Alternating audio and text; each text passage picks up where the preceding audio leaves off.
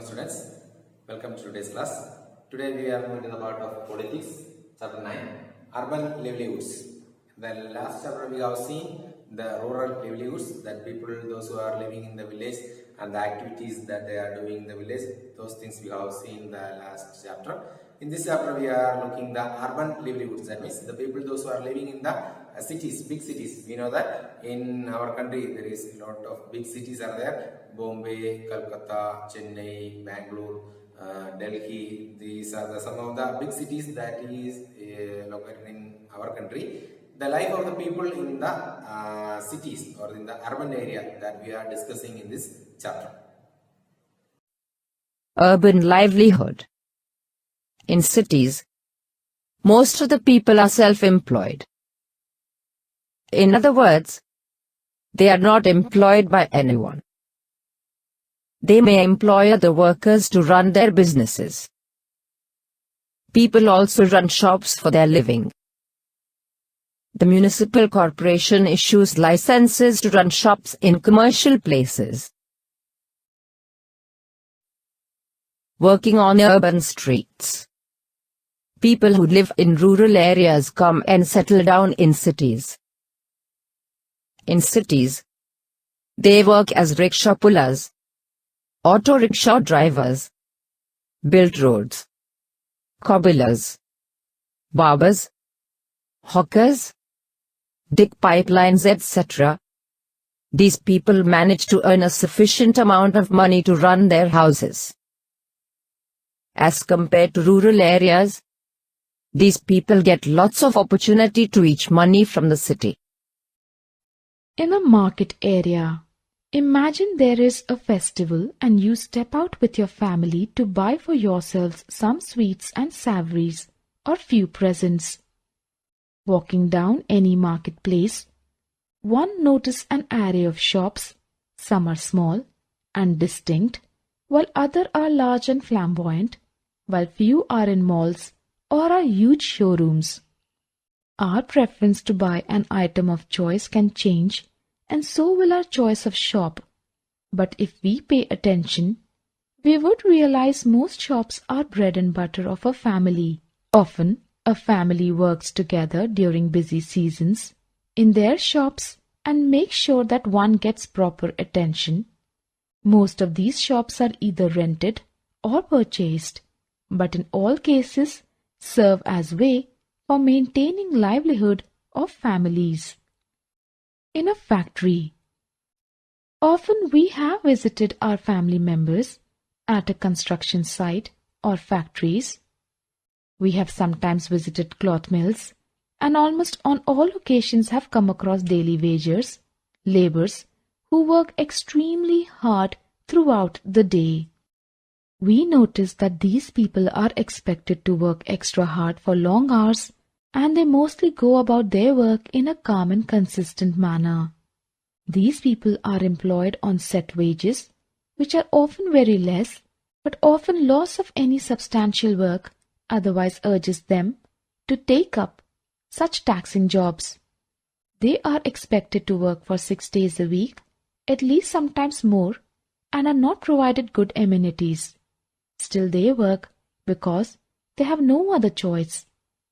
These are people who make sure that we receive our products on time, and we often fail to acknowledge them. In an office, so far we have seen plight of daily workers and street vendors who struggle every day to maintain their livelihood. But there are a lot of people who are qualified and educated for office jobs and take up various infrastructure supporting jobs. Almost all adults around us are in service class and either work in bureaucratic departments or academic. Often there are people who work in healthcare and other product-based offices and so on. These people generally maintain a steady paying permanent job and have benefit of maintaining a secure present and future for themselves and their families. They are also provided various amenities by their organization. A major population of urban area belongs to this class of people. Every person is different, and his qualification and requirements also vary. Based on this, one can find people from different walks of lives in an urban society. They all have their respected jobs and their requirements, and together they help to sustain a successful society. We have seen a lot of persons that are working in the urban area or in the cities. Two persons, they are walking on the street. They have seen many people are working on the street, on the flower sellers, vegetable vendors, and the street vendors. There are many people are working in the street, and they met a person, Bichumaji. He's a cycle rickshaw. He's pulling a cycle rickshaw.